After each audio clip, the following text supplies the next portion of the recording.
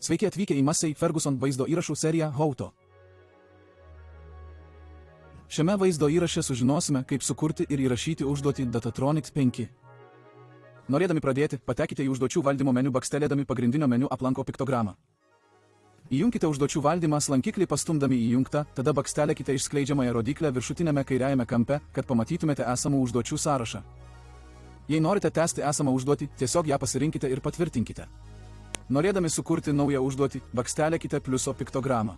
Įveskite tinkamą naujos užduoties pavadinimą ir bakstelėkite gerai. Nauja užduotis bus įtraukta į galimų užduočių sąrašą. Pasirinkite ją ir bakstelėkite gerai.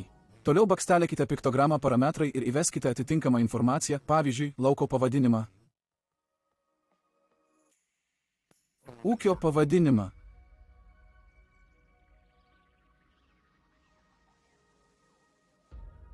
Ir kliento pavadinimą. Rekomenduojame įtraukti kuo daugiau informacijos, kad ateityje būtų lengviau ją rasti. Kai būsite pasirengę pradėti užduotį, perkelkite šliaužiklį į įrašymą. Nuo šiol sistema fiksuos etatinę veiklą tol, kol išjungsite įrašymo mygtuką. Tai ir bus rodoma visos veiklos skaitiklyje.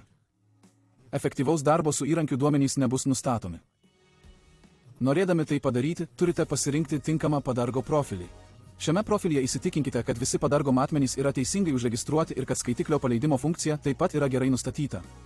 Čia registruosime efektyvius darbo duomenis, kai padargas judės į priekį, o galinė pakaba bus nuleista. Būtent šie duomenys rodomi darbo skaitiklyje. Kai viskas nustatyta, tiesiog spustelėkite pagrindinio puslapio viršutinėje juostoje esantį darbo registravimo mygtuką.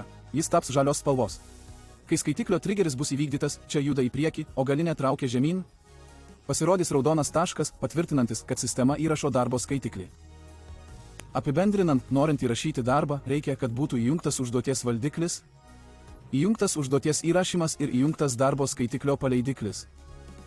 Taip užtikrinama, kad įrašytoje užduotyje bus pateikta visa darbo informacija. Darbo metu užduoties įrašymą taip pat galite paleisti arba pristabdyti tiesiog spustelėdami įrankių juostos užduoties piktogramą. Ilgai paspaudus bus rodomas spartusis meniu, kuriame rodoma informacija apie užduotį, efektyvus darbo laikas, padengtas plotas ir degalų skaitikliai. Jei norite uždaryti užduotį ir pastumti ją perdavimui, spustelėkite debesies piktogramą su rodykle. Ta pačią piktogramą galima pasiekti ir iš užduoties valdiklio meniu. Jei turite Task.dots Pro, užduotis automatiškai siunčiama į serverį. Priešingų atveju užduotis saugoma ir laukia, kol ją eksportuosite per VES bei raktą. Dabar žinote visus užduočių kūrimo ir įrašymo Datatronics 5 pagrindus. Atėjo jūsų eilė išbandyti.